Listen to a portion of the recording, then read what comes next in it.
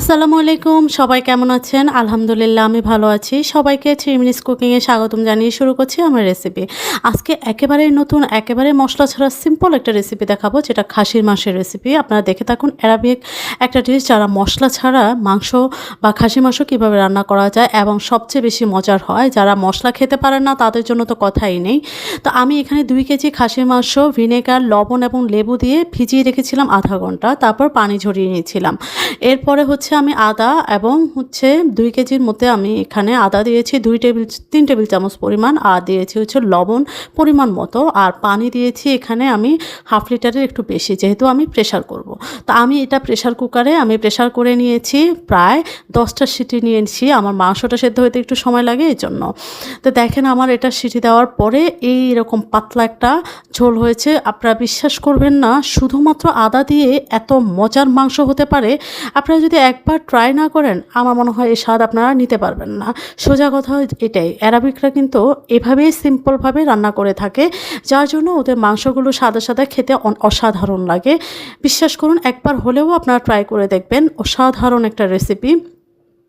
তো এটা প্রথমে একটু জাল দেওয়ার সময় খেয়াল করতে হবে যে, আরেকটা টিপস হচ্ছে, যখন ভালো করে ফুটবে 10 মিনিট পর আপনার সিটিটা দিবেন, তাহলে হবে কাঁচা যে স্মেলটা সেটা চলে যাবে। 10 মিনিট ভালো করে ফুটিয়ে নেবেন টকবক করে, একদম হাই হিটে। তারপর সিটিটা দিতে হবে। এরপরে সিটি দেওয়ার পরে একেবারে পুরোপুরি ঠান্ডা হওয়ার পর আপনারা ঢাকনাটা খুলে তারপরে সার্ভ করবেন।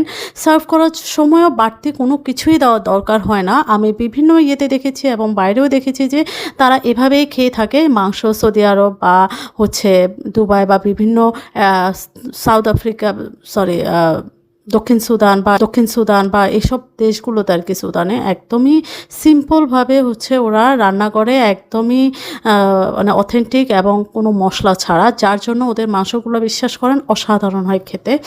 তো আমার মাংসটা আপনারা একবার হলেও রান্না করবেন, কারণ এটা এমন একটা আনকমন রেসিপি যে আপনারা একবার টেস্ট না করলে বা নিজেরা রান্না না করলে টেস্ট করা বা স্বাদ পাওয়া আসলে অসম্ভব। আমি যতই বলি না কেন, আপনারা খেয়ে দেখবেন। যারা মশলা ছাড়া পছন্দ করেন তাদের জন্য তো বেস্ট একটা রেসিপি, এবং যারা মশলা দিয়ে খান তাদেরও ভালো লাগবে। এটা বেসিক্যালি পরোটা এবং নান অথবা লুচি এগুলোর সাথে খুব যায় এবং খুবই ভালো লাগে। আর যারা সাদা পোলাও খেতে চান তাদের জন্য তো আরও ভালো লাগবে। এটা ঝোল ঝোল হালকা ঝোলে খুবই মজা, স্যুপ টাইপ একটা ভাব থাকে।